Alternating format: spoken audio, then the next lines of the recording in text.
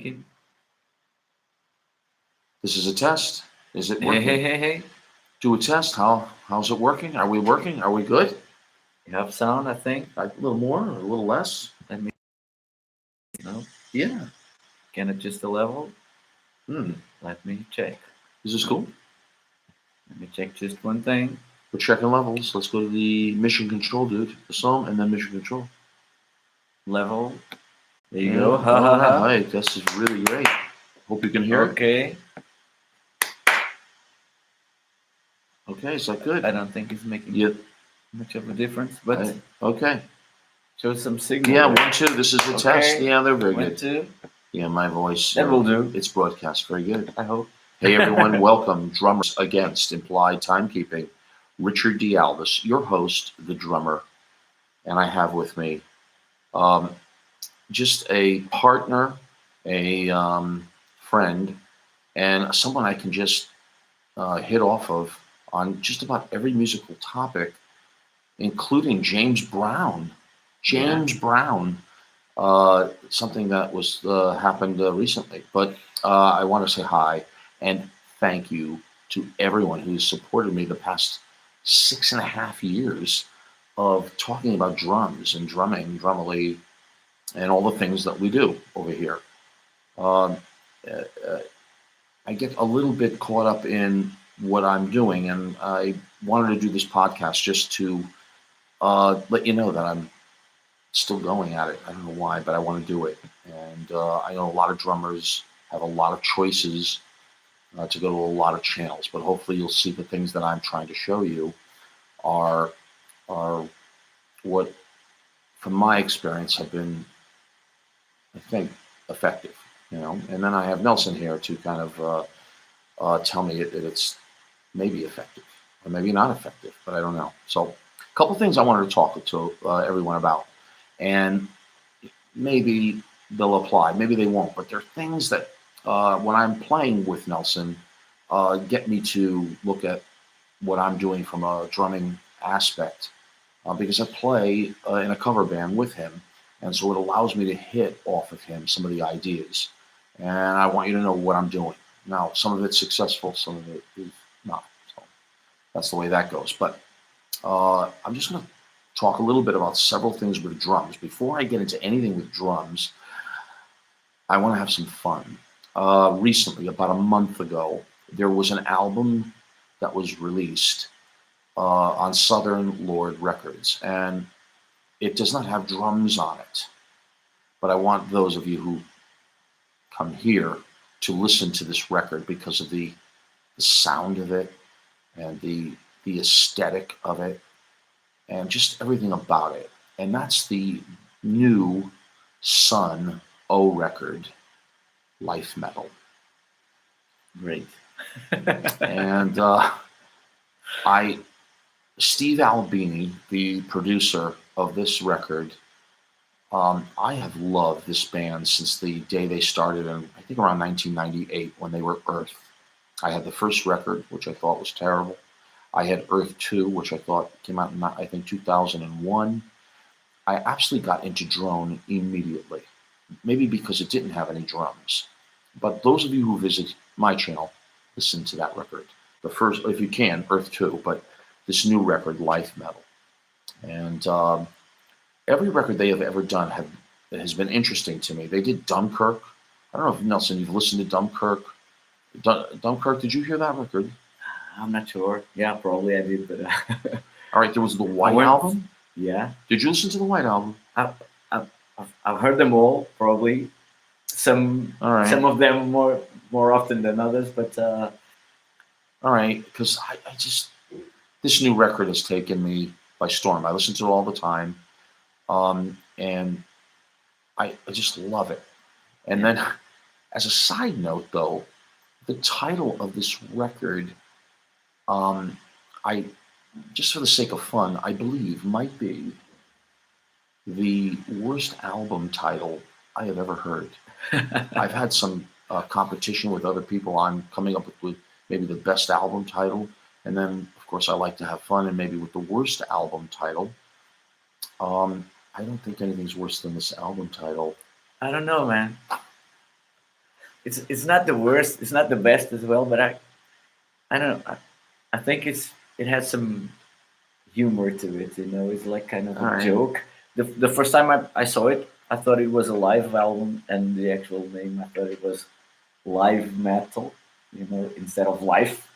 So, but then I realized no, it's live metal. So it's a studio album produced by Sid Albini, as I said. Life metal. And I was like, no, yeah, the title is kind of weird and I don't know. quirky, but I think there's some humor to it or something like that. Because I always found bands like Earth or Sunho or All right. they have a humorous side to it. Because if you if your idea is to go in front of an audience playing notes for 2 minutes, you know, holding low notes on the guitar for 2 minutes, you get a bit joking a little bit. That's serious, but on the other side, I can see some I don't know. You humorous. All right. All right. I just this album thing. Those of you who come on my channel know this record, Life Metal, and in my opinion, it is their best album ever. If you're into drone, and I don't like to use the word drone metal, just drone.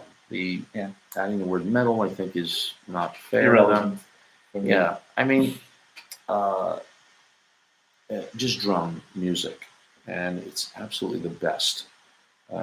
But the album title is the worst. And I just recently got uh, a link to some electronics. I sent you. Oh, did you send? Yeah, I did. Well, can you explain that to me, please? It was a pedal inspired by the sound and of Senho called Life Pedal. And it's supposed to be an over the top first All pedal. right. Now, I thought that was a joke.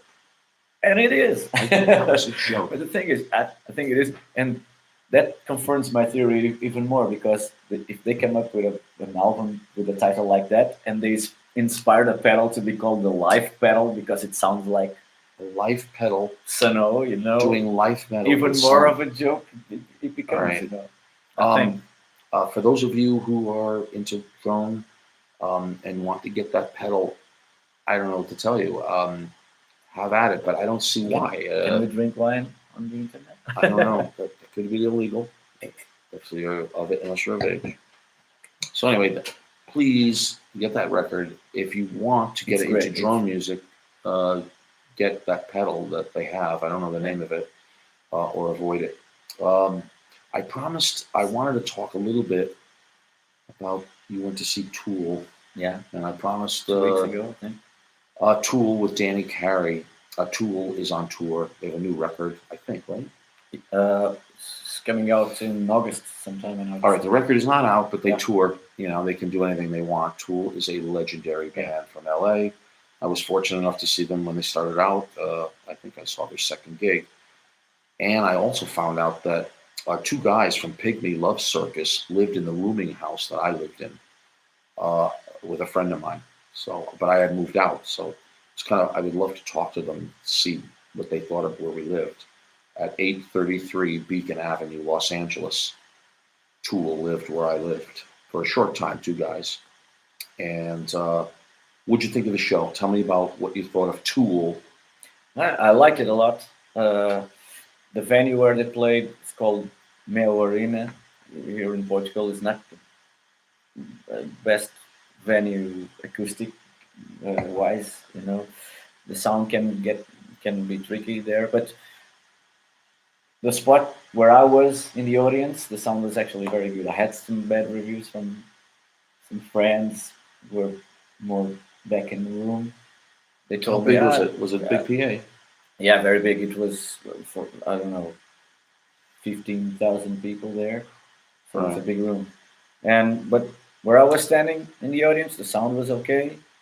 I think I could hear Adam Jones's amps, you know. All right. The back line was Divided. I think was he was using splitting to the Oh. audience very loudly, so that helped for me because I like his guitar tone a lot. And the show was very good. Man, What about the energy level, though?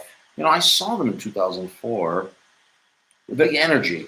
the thing is, their stage presence is All right, not the yeah. most enthusiastic. Yeah. Adam Jones just stays there playing. Yeah. The bass player is more alive. Yeah, he is. And Maynard always comes with a weird character. Yeah, This time he had like a mohawk and weird All right. glasses and weird clothes.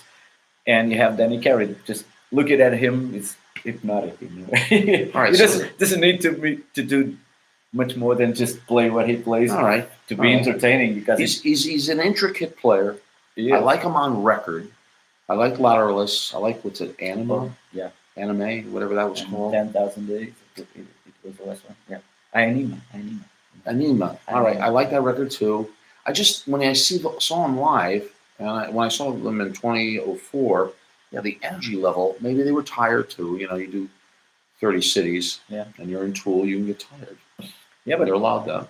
still, the concert here in Portugal was the last concert of the European tour, Yeah, and they weren't and they tired. were no, not at all. They were All right, this is right on top of the game, and yeah, I like the band a lot, and I think their music works live very well because it builds up and has these moments of weird dynamics. the tension of Tool. Yeah, All right, you know, I and agree with think that. I works, agree with that. and goes with the visuals very well. This time they brought a very cool visual. Was there show, a theme, or is it just kind of? No, it was an overall revisiting old songs. You know, Yeah. because they played two new songs actually All right. that will be featured on the next album, I think. But mostly was going back through their career, playing All right. their best numbers. I think the set list was very well put. All right. All right. I liked it a lot. All right. You would give it an 8. Yeah, easily. It was actually my third time seeing Tool. Really, I didn't know that. First time was on a Lateralis. You must tour. have loved that too. That was Yeah. the best one Yeah. still today. The sound was perfect. It Yeah. was on an open air, you know, All right, like very football stadium here. in All Portugal. right. Yeah. Yeah. They were playing Ozfest, and Ozzy didn't come because he was playing in England for the Queen's anniversary or something like Yeah. that. So Ozzy didn't come. So Tool got to play an extra 15 minutes or so, which was great for me. And the sound was very good, and that record is All right. a great record. They all right. played almost every song in the record, actually. Of Lateralus. Yeah, on that gig. Yeah. All right. All right. And the light show and all the video and all the stuff back then was very good. And this time, second time, was not as good as the first.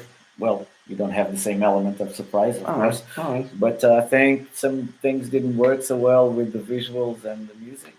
But this time, I think they got it right again.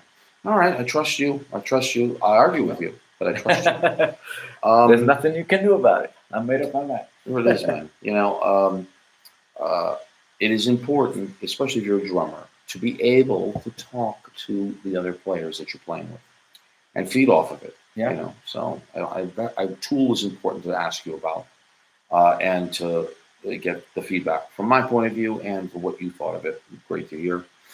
The other thing I want to bring up, what I'm planning to do on the next video.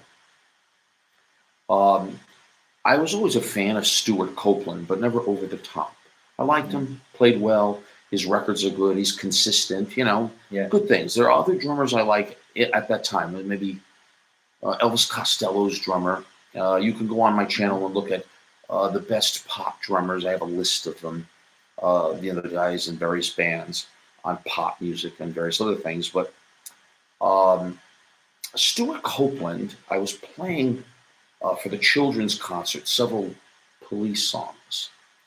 And everyone, a lot of drummers respect him, and rightly so. He's a legend. But I wanted to share with you a new angle after all these years about Stuart Copeland that I didn't realize before. One, this new video I'm going to do, this guy, Stu, gets me to think. That I didn't know That's good. 40 years ago. So when you've been playing as long as I have, he gets me to think. And what I mean by that is he's doing his thing. I'm not looking to emulate him. I can't emulate him. But he causes me to find me. And what happened was when I played the children's concert, they were doing 2 songs. Every Breath You Take, which is very simple. Yeah. He opens the song with the crack on 10. Yeah. Da! And then goes into the time. Yeah. And this was a very interesting thing all of a sudden to me because I despised the song on the radio. The Police were an enormous band by that time. I really despise Sting and the whole thing. But I'm listening to the track and playing it with these 9-year-old, 12-year-old kids at this student concert. And there is something in there that I didn't hear. He plays it very simple and builds it up very well without going over the top, like almost a different Stuart Copeland. That was one track. Then we did something else called Every Little Thing She Does Is Magic. Yeah. All right, well, there's a ton of stuff in that song that he does, but that I retooled. And that's why I'm talking to those drummers that are looking here.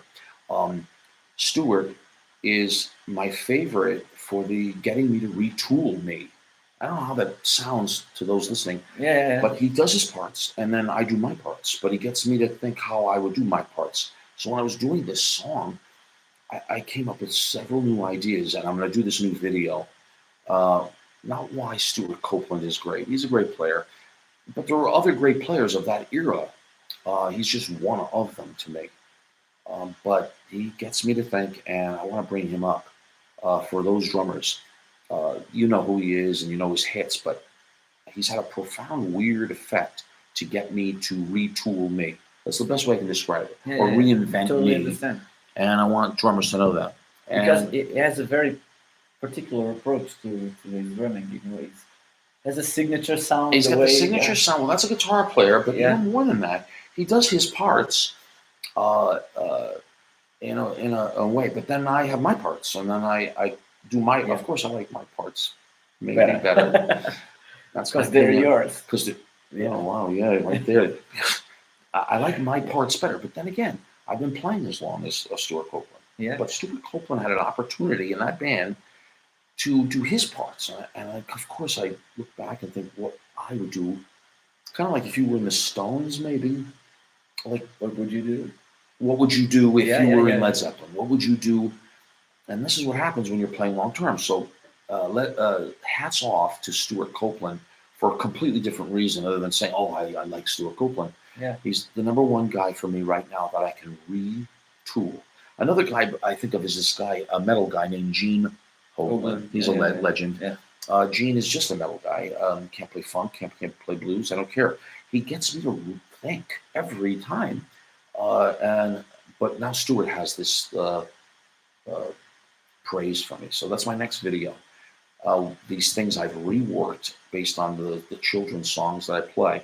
Yeah. I also got to hear my drum set in a theater without any miking recently. And I've always hated my drums, my Remo kit that I play the cover gig. Yeah. I've always hated them. Why is that? No, that's what I'd say. I've had the drum set 20 years. It's a Remo Master's Edge kit with a 16 by 20 inch bass drum. But now I had no pillows or anything in it. I hated it. Then I put a heavy pillow or a muffly pillow. I hated that. And now I did it in between a light pillow. And I heard it at this theater, at this children's concert I was playing. And I think this thing is the greatest sounding thing ever. My opinion, of course, but I think, so the key now for me to get the sound out of whatever you got is muffling properly. Over muffling, under muffling, I don't know. But my bass drum is perfect. And my snare drum, a Remo 5x13. I despised this thing for 20 years. I got it. Now all of a sudden I've just tightened it up to death. And I think it's unbelievable in the theater. So I'm all of a sudden into... Yeah, sometimes certain tones or sounds, they take time to grow on you. 20 years. Yeah. 20 years. All right, well, drums are a little... I don't have any sensitivity to it, but this is another thing I want drummers to know. If you hate what you're doing or you hate the sound of what you have, mess around a little bit. Yeah, before you get rid of the thing and you regret it. Because I went through that. 52 years of playing, I've gotten kits and got rid of them and then regretted. You've never gotten rid of a guitar, though. I sold just one guitar in my life. All right, see, and all right. I did it because I sold it to a friend, and I knew the guitar was going to be used and loved, so it wasn't for me. I spent the money today, so I didn't have the money or the guitar. But you're a hoarder, you keep. Yeah, but I keep all the stuff I buy. Well, I never sold an amplifier. All right. This is a good thing, maybe. This is because you have no regrets. I did get rid of some things, lots of things actually, and Very few I Sorry, regretted. one pedal actually. One fuzz pedal, guitar yeah. pedal. Oh, But fuzz the, though. but that's yeah. Fuzz. It's a Jimi Hendrix mini fuzz Oh, face. I fuzz sold it pedal. because you can get that pedal This is a anytime. drum channel. They don't care about fuzz pedals. Yeah, they do. Do they care? It's part of music, you know. Okay, the drum channel, fuzz pedals. We can talk about that. But I'm a guitar player, so. all right, a fuzz pedal. Let's talk fuzz pedals. But I have a drum kit as well, and you like it. I like your drum kit. Yeah. I like your floor tom and your bass drum. Yeah.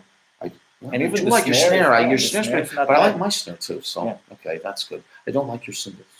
Well, wait a minute. Well- I like your 16 is not bad. Yeah, it works. It's not bad. It works. It won't crack. Yeah. It's the heaviest thing on earth. Yeah. Anyway, And even the hi hat, it's a little too yeah, washy and and but it's mid-rangey, okay. but And you got it for very cheap. I can't say a Oh, word. yeah. I can't say it. I bought the whole thing for very cheap. And Yeah. I was very pleased. I changed the heads, tuned it, and I was like, oh man, this can work. And I've recorded with it, and All we right. rehearsed with You know, kids, I bet and I'm happy. because I hated my kit, and I don't like that. I just want to let those of you, whatever you have, whatever drum kit you have, before you get rid of it, make sure you do something. Change the head, change Yeah. something, do something before you get rid of it. That's all. I want to touch on that. If you have an instrument and you have just that only one instrument, Oh well. you have to make it work. So you start to get picky when you have options. You know, if I have Okay. 3 guitars, of course, All right. I like one more than the others. But if I just had one, I had to make it Well, I work. don't have the choices you do. I have two drum sets. I've always recommended for any drummer to have modular type of ideas. You have 2 bass drums, 2 snare drums, and they all interact. So depending on the gig, you either have a big kit, small kit, interact them modular, rather than have. Well, if you have the money, you can have one kit, one kit, one kit, one kit. But we don't have that kind of money, so I want younger people to try to have various things: 2 bass drums, several toms, different configurations to do that. All right, always try to reconfigure. And if you one have thing money. that's very overlooked for me, for drummers, Mhm. and now I'm talking to Well, it's the cymbals, you know, because most of the people, they get used to that. Those cymbals they always use, and they use them all the time in every situation. You don't want to do that. And You don't want to do that. cymbals change the game a lot, you know. They do. And people always stick with the same.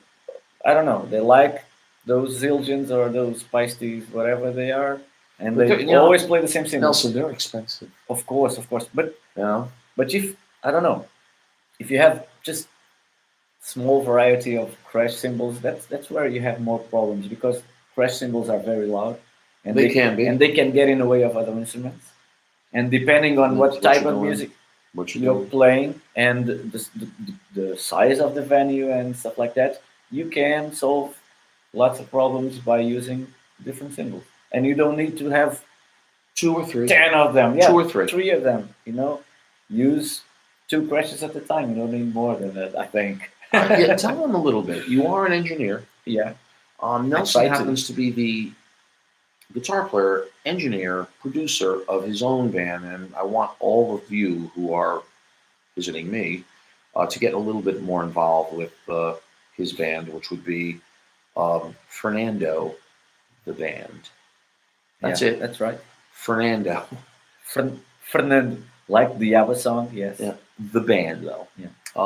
The reason being, Fernando's kind of, I don't want to say stoner, Heavy rock. heavy stoner rock, Yeah. these are terms. Yeah.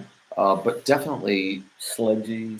you know, there's a word. yeah, Those are words. lots of words. Yeah, okay, but that's what he does. Yeah. But I do other things with him with the cover band. But for those of you looking in, that is what he's into. But he's into other things as well, and that is why I want you here.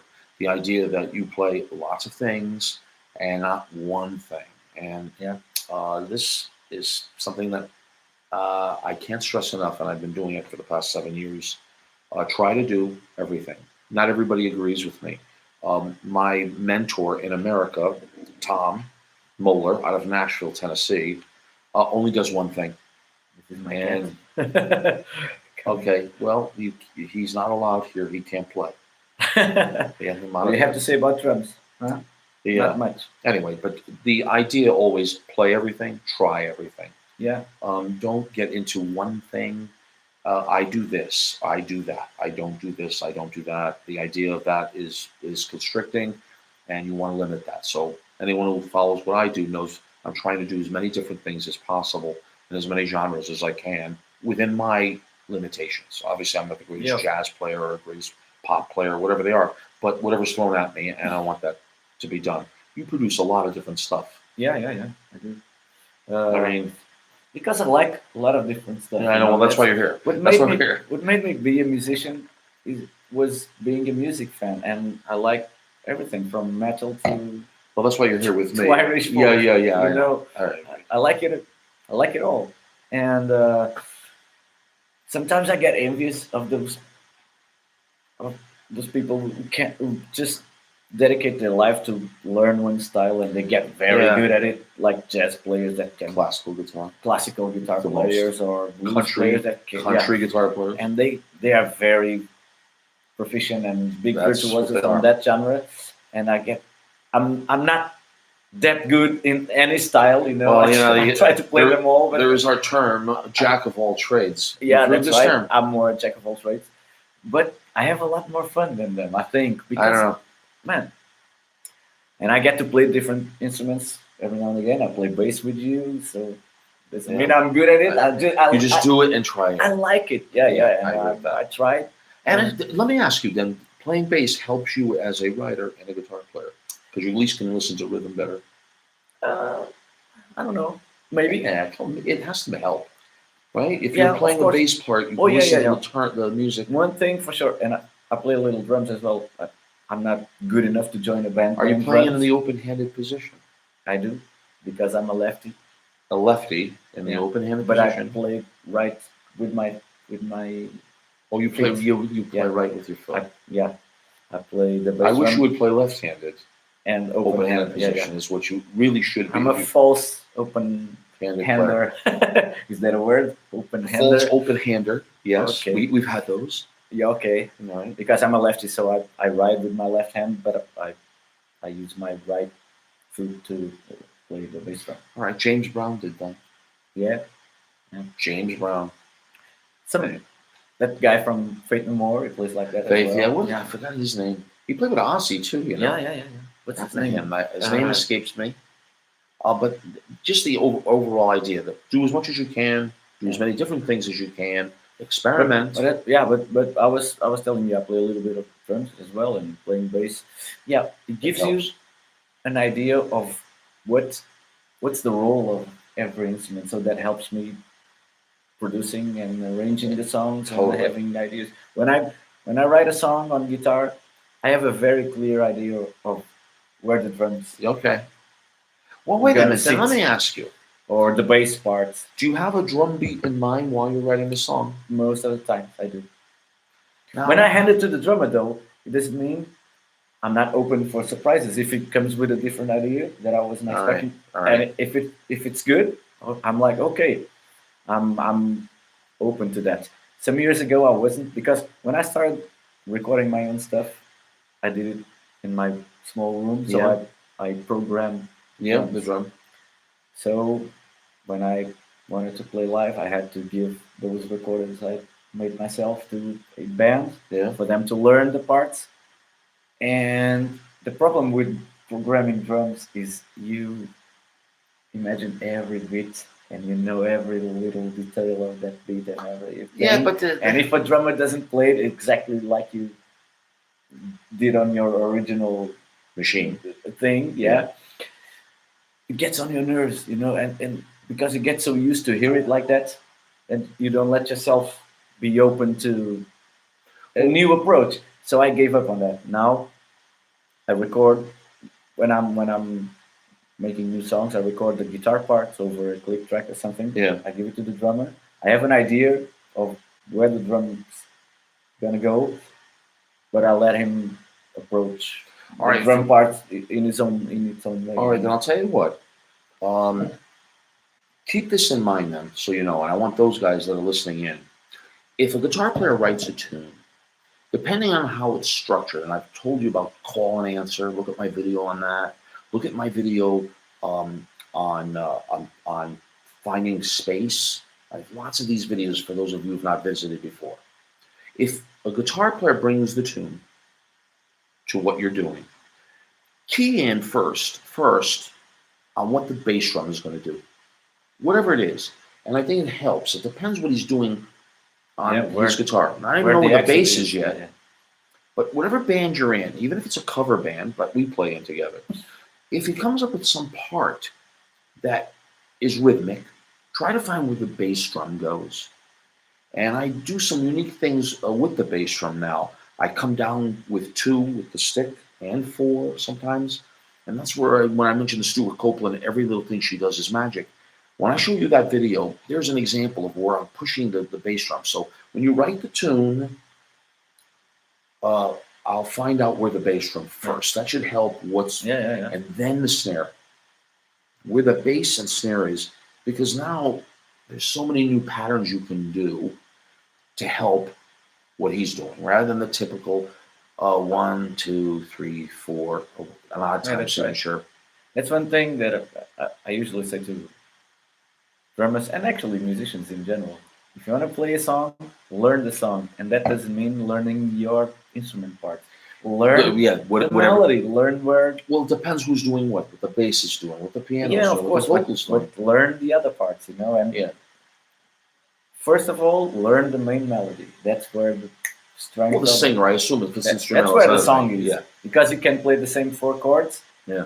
And play 5,000 songs on top of it, But depending on what you're singing, it will be a different song, So that's where the song is. Well, the main melody. These are the things I want to stress. So if you want to play that song, learn the melody. Even if you're not going to play it, if you're a drummer, but remember where the melody goes, because it's everything there, with the accents. Then you can approach it in your own way and do the arrangements, but the song is the melody. Yeah, well, these are the things. Those of you who follow me know very well that I'm kind of into the idea of structuring the things based on the song, but you don't know what the song is, then you're not going to be able to do it. But just look at the videos that I'm setting up with placement, creating space. I think you add the pieces as you go. You may need more bass drum. You may need more, and you may even need, if you can believe this from me, and you know how I don't like cymbals much, you may even need more cymbals. Sometimes it helps. You may not know. I'm not a big cymbals guy. I like cymbals, but sparing. They're overused. I've used this before. Kill your cymbals. Eat your cymbals. I don't say that very often to drummers because I don't want to hurt their feelings. Please, hurt their feelings. But they're overused. Listen to that. Most people, most overused metal all plates. The time. Oh God, they're crashing all the time. Metal guys are the worst to do that. And because if you're crashing all the time, when you hit the crash, it means nothing. It makes no difference. So save the crashing for. Did we talk about this before? I've never talked to you about this before. Never. But they know. I've done these videos. The name of the game is to hit the cymbal in a surgical strike, and I think I've talked to those of you. It's got to be surgically done. Wait for the right moment. Yeah. Well, I had Opeth. I shouldn't have done that video. I shouldn't have done that, but it was a perfect example. But someone should have said in the studio, you might not want to do that. And I love Opeth for the record. I love Opeth. I really do. A great band. But this was an example. When a recording, sometimes you can get away with it because you can mix the drums in a way that makes the cymbals more ear-pleasing. But when you play on a small venue like a small club where 90% of the sound the audience will be the backline sound, and the natural sound of the drums, and that's my main league. I played small clubs for all my life. Then it's more of a problem because those cymbals will get in the way of the vocals, of the guitars, will drive the sound engineers mad, will drive the audience mad. Actually, I've seen people leave the place. Yeah. Even though they liked the music that was being played, they couldn't stand the noise anymore because it gets messy, So save. Yes, please don't. Yeah, don't overdo it. Don't overdo it. Yeah. And I know most of you guys. I'm guilty of overplaying. Oh my God, we all are. We all are. I did that, but you can do that in a more, ear-pleasing way, because crash cymbals, they take a lot of space. They do. That's why, but actually, I think that's why rock bands need to play loud because of snare drums and crash cymbals. Well, I never had a problem with the bass drum. Actually, quite the opposite. If I'm playing even a small venue, yeah. and if I don't need to mic up the drum kit to the PA, Yeah. I always put a mic on the bass drum because to give it a little bit more low end push. And that, if you do it right, on the right spot, that actually helps to lift It the could, music. if it's If it's it's a not too combination much, of of course. things. But thanks for that. That's why I'm glad I had you today. I just want to. It's drums, and I welcome all the feedback that you can give me if you have a particular thing. I didn't invent the playbook on exactly what to do where, but I definitely know what not to do or what to avoid. That's the only thing I can say from the experience I have. What Yeah. to avoid. What to avoid, that's right. I just what to get out of what you don't need to do, as opposed to what exactly it is every time. But I'm always trying things, and you sometimes overdo it. And this good point there. Great to have you here. Man. This is good because I don't want to sit on some mountain to who watches what I do, but I definitely wanted to do it and let you know today what I'm trying to do from a personal point of view. I'm not sure how I translate these things onto the internet, but I wanted the opportunity to do at least one podcast. I'm not even sure if the sound is okay. We're going to find out. I know that. Eduardo was asking, Yeah. how are you, man? So you may have sound feed. Yeah. Okay. Well, I'm all right, and I'm trying to do this and do it right. And just to let you know that I'm not going to stop. I'm going to continue, and I'm not really interested in my name recognition. I would like to have millions of subscribers, of course, but I'm not looking for my brand. And I notice a lot of younger guys who are coming on are really developing some great mechanical things on drums. I can't speak for guitar. There's better shredders maybe now. I don't know. Better drums. There's more They mechanical. pop up every day. All right. Well, there's and with YouTube, there's a new shredder every day. All right, there is. You know what? I want to tell you something that I heard. I want to tell you. I was talking to a classical guitarist, pretty well trained, and he was telling me that Americans are really over the top in their teaching methods and their mentality of perfection. And to the point now, this is a classical guitarist, where he goes, everything's perfect, but it's white thread. It's mechanical. A little bit. That's what he's saying. And he says Europeans might not be perfect, but the overall package is what he's saying in Europe. And this is only classical guitar. Yeah. And I think it's happening in metal and rock guitars. It's been happening in that rock Americans are trying to years, really. I think, well, do you think Americans are trying to be more and not only in the technically playing, aesthetics perfect, and then not whereas only in Europeans the are playing, but actually in the way records are produced? well, like Steve, that. we just told you about Steve Albini. And I was always more of a fan of the European approach of the things aesthetic, like- the overall that's aesthetic. right. the It's more whole loose, more Yeah, roomy, all right. more space for those little Well, this is what he was idiosyncrasies. telling me. As a Yeah. classical guitarist, he was doing it since he was 5. He's 22. Indicated that But the notes Americans- are perfect. He goes absolutely right. perfection, but it's not translating. Yeah, sometimes gets on the way of the emotional part Well, of I- the music, I think. I don't know. He doesn't play and anything but classical music. That's it. And he's with modern music, rock, and even pop, if you hear any American pop song on the radio, yeah. everything is on the grid and everything is auto-tuned and All right. made all to right. sound This is what he was. Well, he was saying in perfect, his and- context, but you're saying in yeah, general. and in general, The Katy Perry records. yeah, type of that's right. thing, yeah. But that's going out into metal and rock and stuff like that, where that shouldn't happen, because I think the best rock you can, like rock and roll, lives off the rawness and the emotional. Yeah, I guess. Well, there's a lot of schools in America that say perfection is the name of the game. Yeah, but and I don't and know. I try to make a performance as perfect as you can, but Yeah. always keep it a performance. Don't fake it. Don't go and over edit it and tune Yeah, it. all right, all right. Well, he was a classical guitarist. Now we weren't Yeah, talking yeah, rock, but That's you would agree with it from a oh rock yeah, standpoint yeah. that the American way is too completely Too perfect, yeah, too and that the European way surgical. is the surgical. Yeah. Well, that's what I want with cymbals. Surgical. I want surgical strike on the Yeah, cymbals. that's right. I did a video. It's like About lab a- work. It's like who? Lab work. Instead of making music, All you right, make all it. right, all right, all I don't right. know. Well, that's not an American thing. That should be a world thing, isn't it? Music shouldn't be a lab thing, but Yeah, I shouldn't. Of course, you have to perfect as you work can make to it. play as on the best of your abilities, but keep the performance there. Keep the human.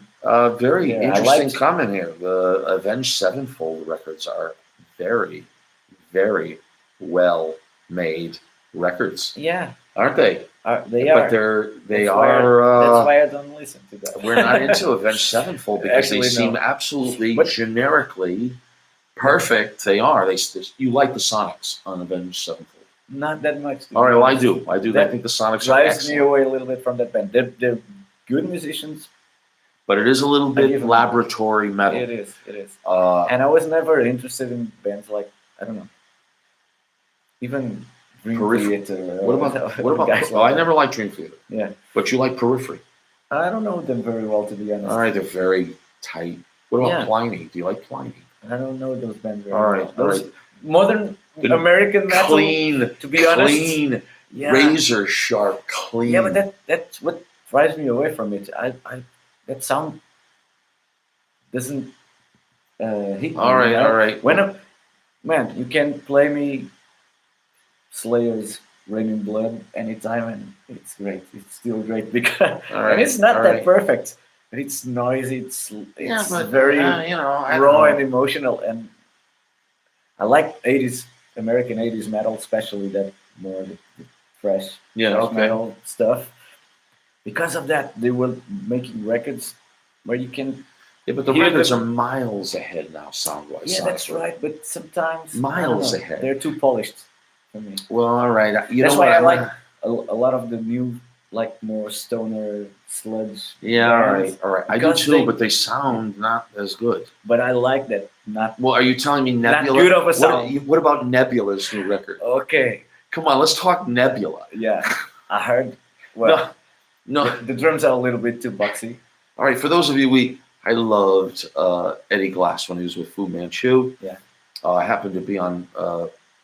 I knew them a little bit. We played with them a little bit, and then they went off and made Nebula, and they have a new album out. And I had to tell Nelson about it. You don't want to tell them the title though. I don't. What's the title? I don't remember. Holy, Oh, no. Yeah. holy. Yeah. That's Holy right. That's right. That's right. Yeah. So we can't say that. I don't think, but We don't. that's MIDI. You told me it was mid rangey. Yeah, and the those drums on it sound are- very boxy. Yeah. But still, All right. Well, so But I that's don't- where we draw the line. aesthetically, I- I don't dislike it. I think I would have mixed it differently, maybe to give it a little more punch. But still, it's a band playing. All right. It doesn't bother me. Well, this is why we have a line, and you can see it's starting to form. He likes kind of an aesthetic. And I like an aesthetic too, but I'm an Americana, and I'm an American, and when I listen to Pliny, it's razor sharp. I'm gonna have to give it a record. It is Yeah. so sharp. Yeah. It is beautiful. Maybe it is. Maybe it- I'm missing something. It's a stainless steel of just Yeah. sound. Yeah. But you're right. That might wear on you really quick. We have to go see Pliny, and if they come, we have to go. That's a must show. Okay. Pliny, I have to check them. you'll Okay. be so angry. You'll be Well, angry. I want to tell you What one is thing. this? Everybody think they have a musical taste, and Yeah. I think I do. But in time, I realized that I only have it because I have a limited lifetime. Yeah, well, If I was going to live forever, I would give a listen to every record ever Yeah, made in the yeah. world. Because I had time. So hearing it one time wouldn't hurt you, even if you don't like the sound very much. Oh, Or all right, then let me ask I you. would do that. Do you ever just listen to a record and listen to the drums? Have you done this? Because when I see a record, looking back now, I saw it in relation to how the drums work to it. And I want those of you who follow me, you have to see everything in its whole totality, but see how the drums fit to it. And that's the way I always listen to it, how the drums or rhythmically fit to anything. And of course, I like Porcupine Tree or, what's it, the Pineapple Thief or something that's out now. How it relates. Do you see anything like that with the guitar? Did you see the guitar in relation to how the parts, just like I saw the drums to the parts? Does this make sense? Yeah. I've heard some records just because of the guitar parts. And, The parts, all right. And even because of bass parts, because I like the bass playing on that record. All right, But, all right. But in time, I'm more interested in the whole picture, All right, And that's the producer in you. that's right. That's the producer. Yeah, that's right. All right.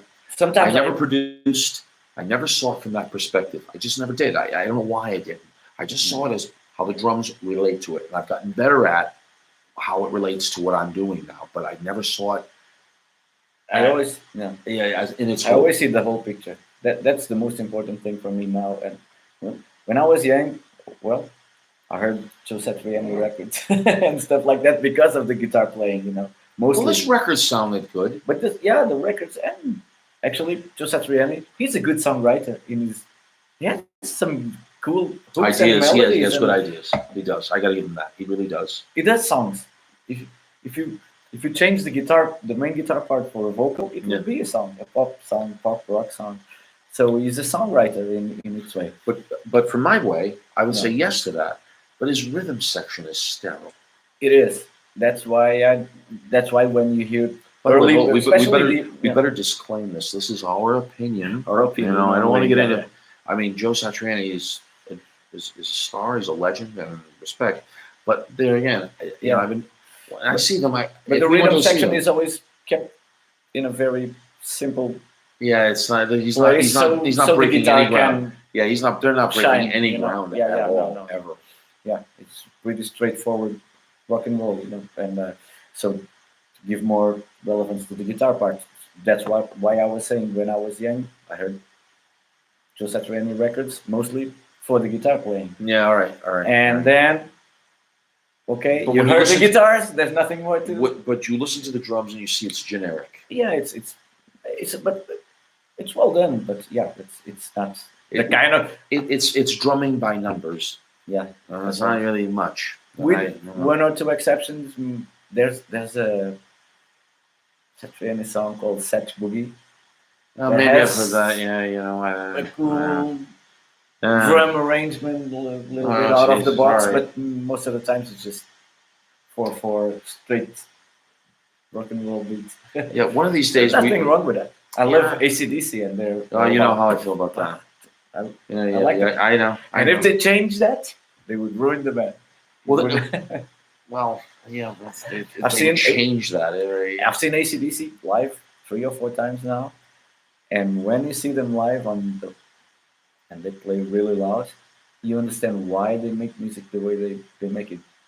One more note, and it will be too much I for guess the so. volume. I guess so. And with that economy of rhythm and notes and Yeah. chords, everything translates very well Okay. to the loud PA. To the loud PA. So- Are you listening to this production talk? Yeah, that's right. And remember, I tell you, I look at everything from the drum point of view. And you man, can imagine when I saw them, I wanted to Go just to an scream. AC/DC concert is like going to a rave party. You have to dance. That's dance music. Okay.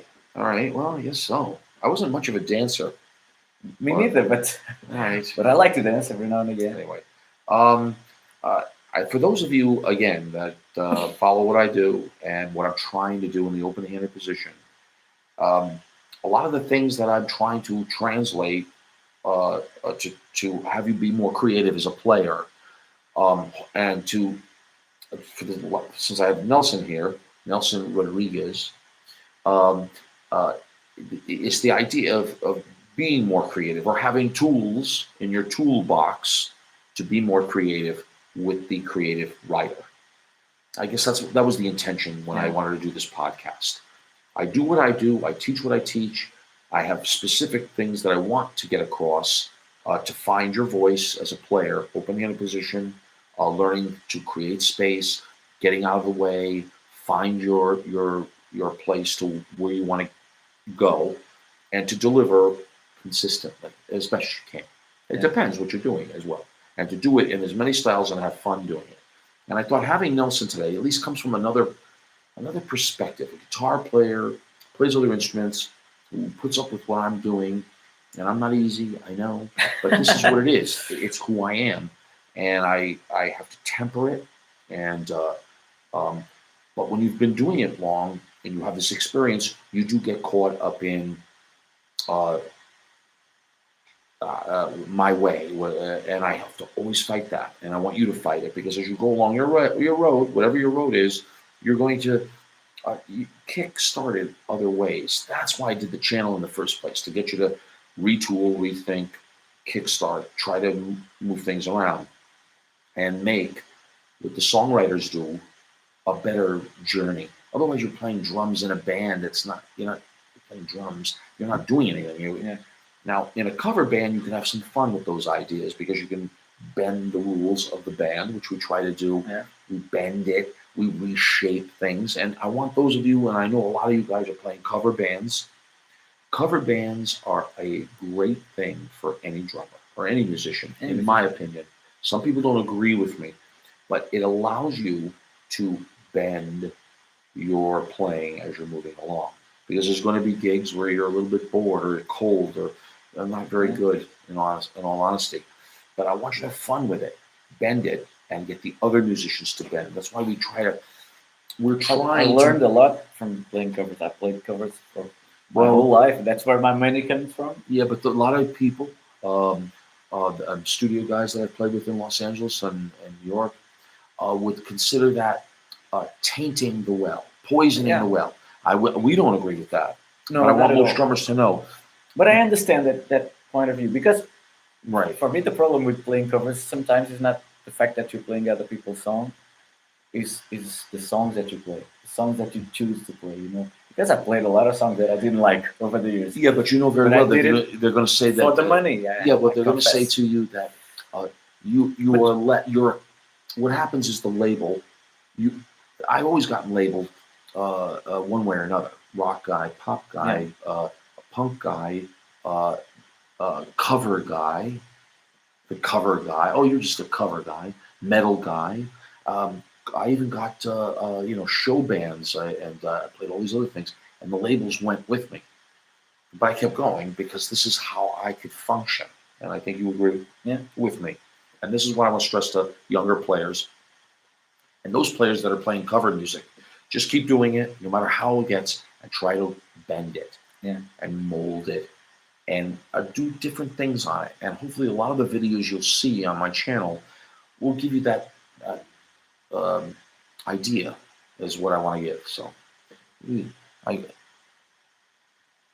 very good. Live music is the ability to bring life. Even if you're doing "I Love Rock and Roll" by Joan Jett, a song, not much to it. You can always approach it in your own way and have fun. Yeah, and it doesn't have to be parody.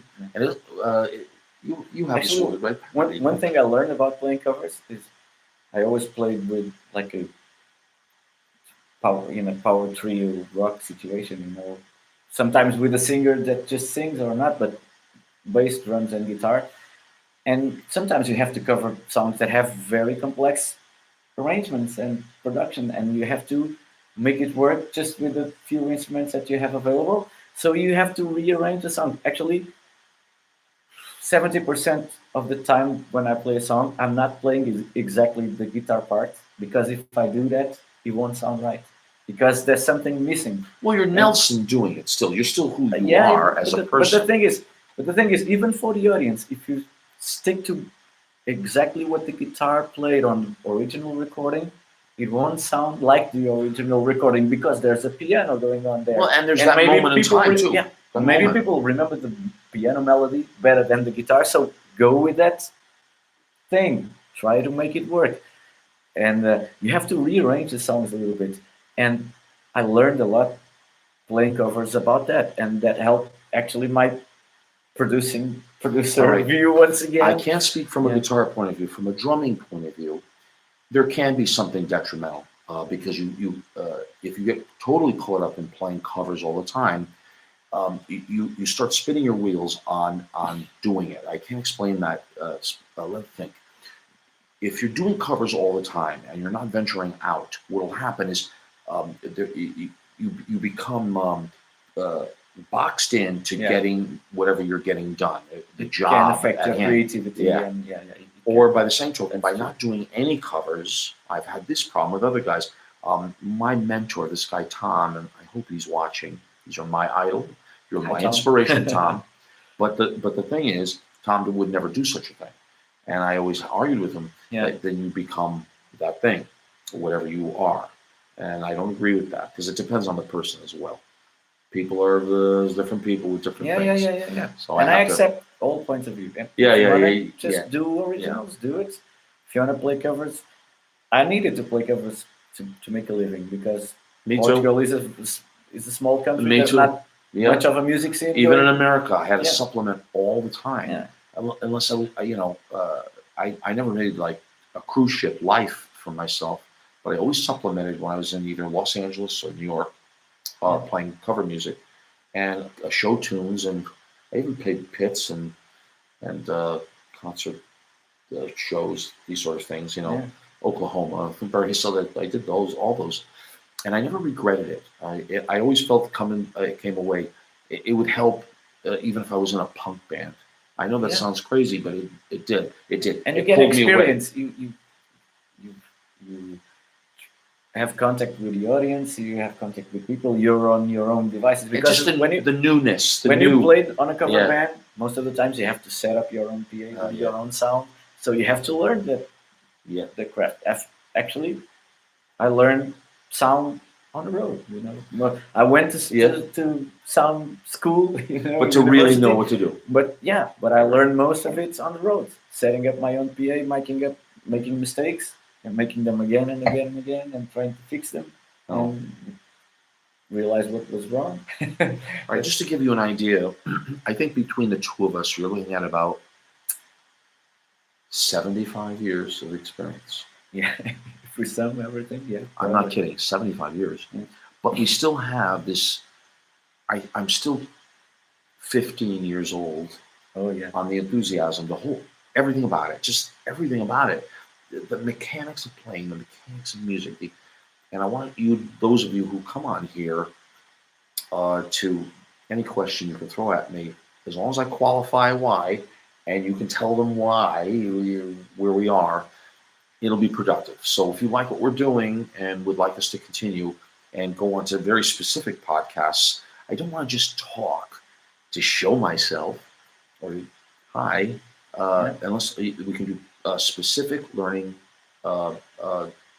podcasts on very particular technical drums or very particular technical songwriting ideas or guitar sound stuff. guide, Yeah, anything. sound, yeah. If it's particular, Or music in general. and music, but I want to tailor it. Yeah, So yeah, if yeah, there's any of of those things, just contact me. Again, I welcome all the comments in the comments section, and I want to thank you for hanging Thank out you. with me You're welcome. today. This is This was actually my Let's- first YouTube this is our first YouTube podcast. experience at all. We like drinking wine. We So- like music, and we talk strange things and intersperse it, but we don't agree. And I have a cat on my lap. All right, well The there you whole go. time. But we agree that the cat is our. But just so you know, the idea is we have a lot of experience and more than I can possibly think about. But hopefully it'll translate if I can explain why, and that is what I'm here for. Thank God for the internet. So again, thank you. Thank you. And his band, Fernando. the band. No accents here, buddy. We're talking to. Yeah, Fernando. The Portuguese way is Fernando. Yeah, and hats off to that band. And I'll keep you posted to what I'm doing on this upcoming video about Stuart Copeland and his relationship to getting me retooled, if this makes sense. All right. Thanks again. We'll be in touch. Let me know what you think, and my best to all of you, always. Kill it. Absolutely great. Thank you. Thank you. Absolutely great.